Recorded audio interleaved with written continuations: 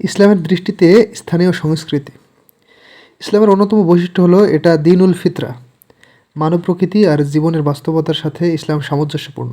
যেহেতু এই দিন এসেছে কিয়ামত পর্যন্ত সব মানুষের জন্য, তাই এর ভেতরে রয়েছে বিশাল প্রশস্ততা ও বৈচিত্র্যকে গ্রহণ করার ক্ষমতা।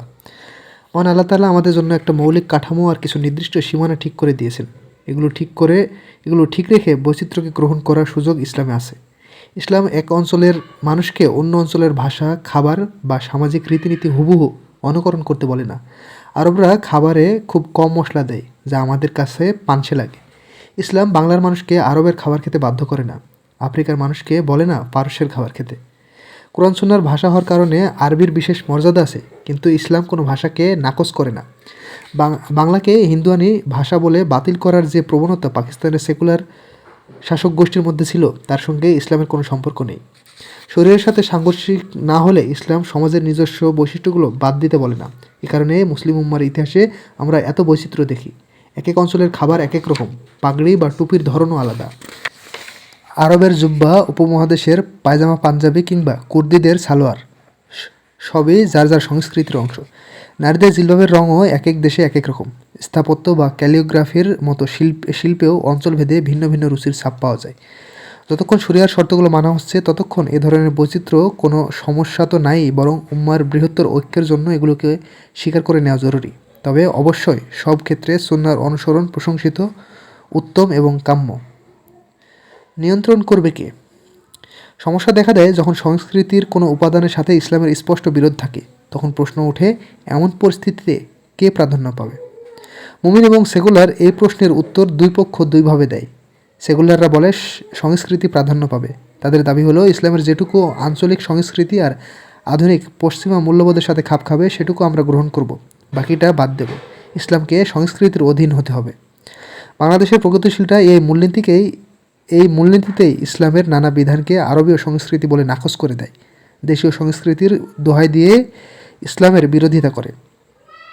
অন্যদিকে মুমিনের অবস্থান খুব সহজ। ইসলাম সব অবস্থায় প্রাধান্য পাবে। ইসলাম সব কিছুর ওপরে। সংস্কৃতির যা কিছু ইসলামের সাথে সাংঘর্ষিক না, তা আমরা গ্রহণ করব। যা কিছু সাংঘর্ষিক বা কাফির মুশরিকের অনুকরণ বলে গণ্য হবে, তা আমরা বাদ দিতে বাধ্য। তফাৎটা মাপকাঠিতে। একজন মুসলিমের মাপকাঠি ইসলাম।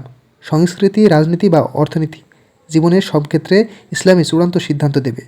ইসলাম এই অঙ্গগুলোর সীমানা ঠিক করে দেবে। সংস্কৃতি বা অন্য কোনো কিছু ইসলামের সীমানা নিয়ন্ত্রণ করতে পারবে না। ইসলাম নিয়ন্ত্রণ করে, নিয়ন্ত্রিত হয় না। বাঙালিত্ব যখন ফাঁদ। ইসলাম জাতিগত পরিচয় হিসেবে বাঙালিকে অথবা স্থানীয় সংস্কৃতিকে নাকচ করে না, কিন্তু বাস্তবতা হলো আজ আমাদের সামনে বাঙালিত্বের কোনো নিরপেক্ষ বা নির্ভেজাল ধারণা আর অবশিষ্ট নেই।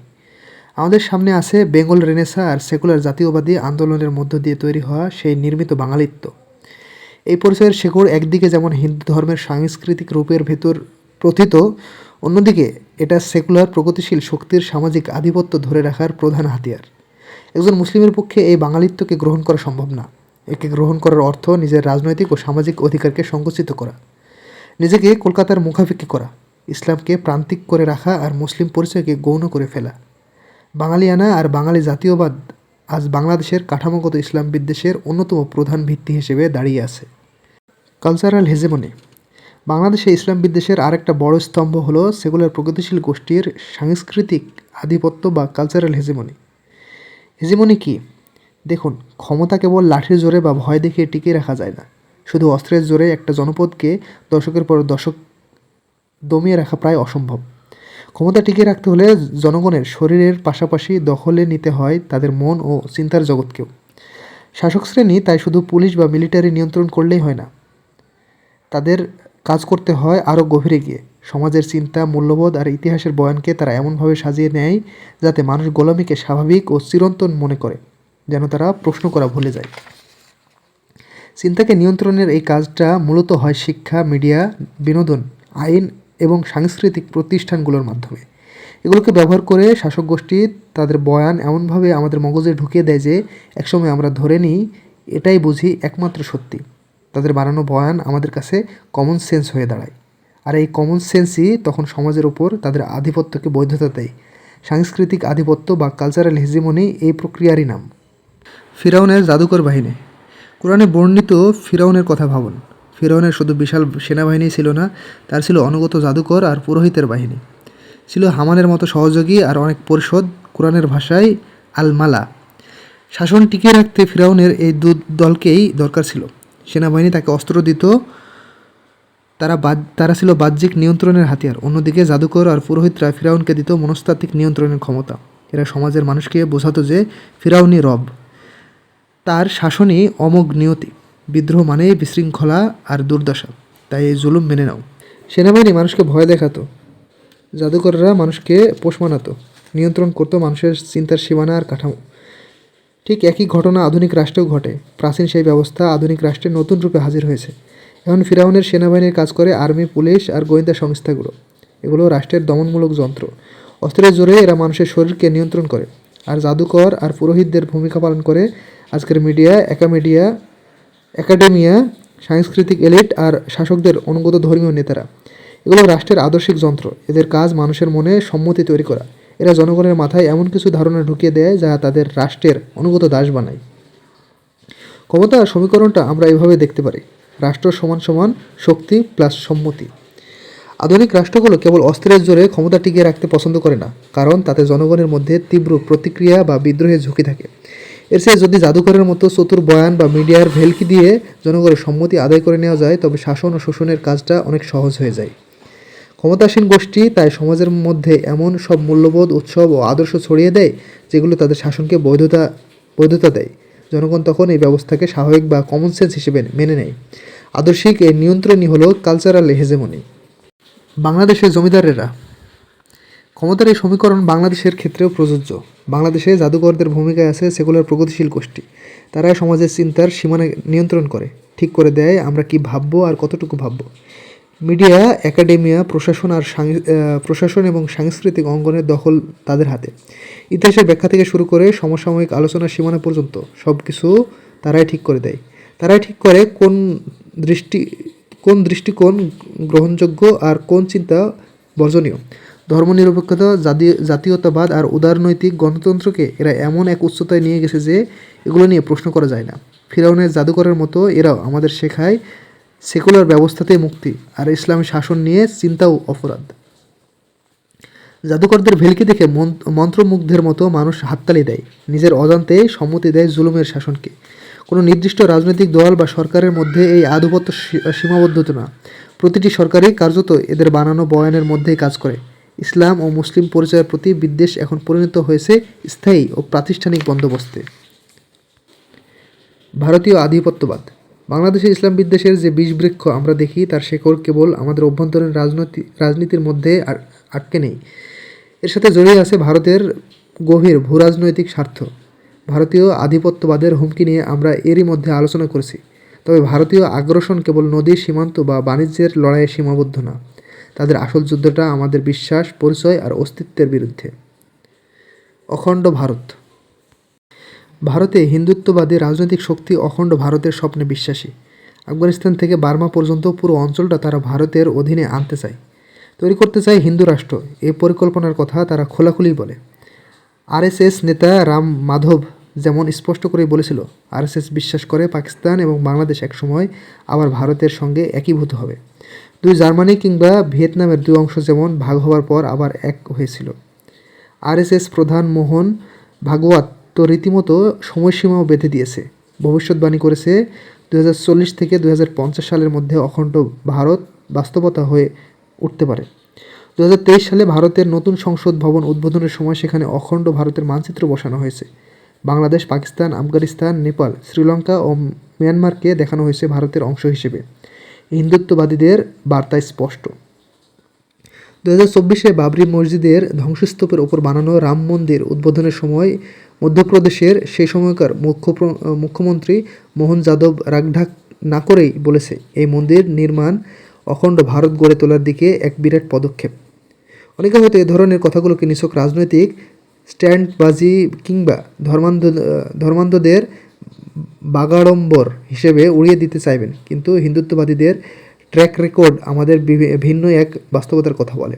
বাবরি মসজিদ ভেঙে রাম মন্দির তৈরি করা, কাশ্মীরের বিশেষ মর্যাদা বাতিল করা কিংবা নাগরিকত্ব সংশোধন আইন বাস্তবায়ন, এর কোনোটাই কিন্তু হুট করে সামনে আসা কোনো বিষয় না।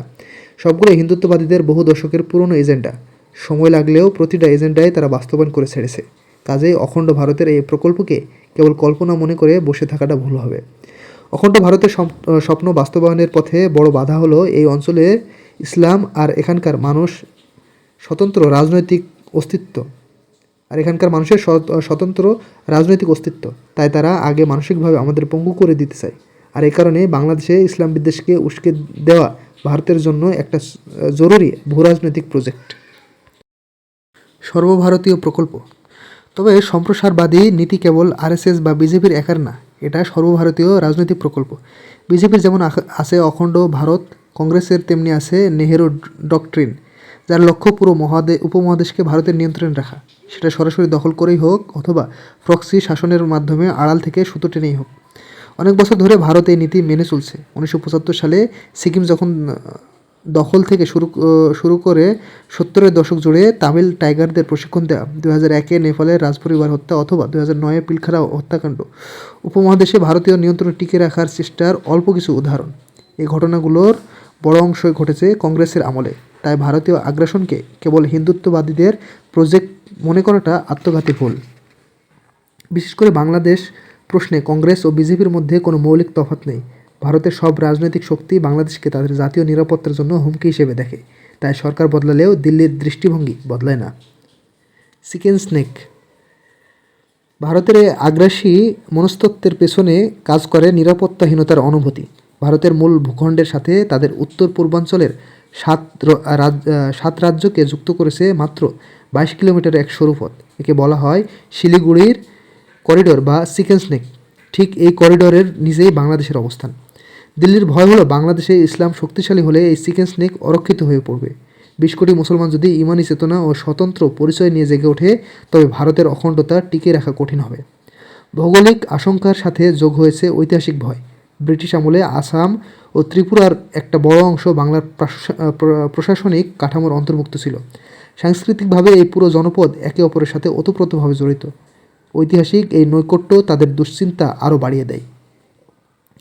তাই ভারত কোনোভাবে চায় না বাংলাদেশে এমন কোনো শক্তি মাথাচাড়া দিক যারা ইসলামকে পূর্ণাঙ্গ রাজনৈতিক ও সামাজিক শক্তি হিসেবে ধারণ করবে। আর এই জন্যেই ভারত বিরামহীনভাবে এদেশে ইসলাম ও মুসলিম পরিচয়কে দুর্বল করার চেষ্টা করে।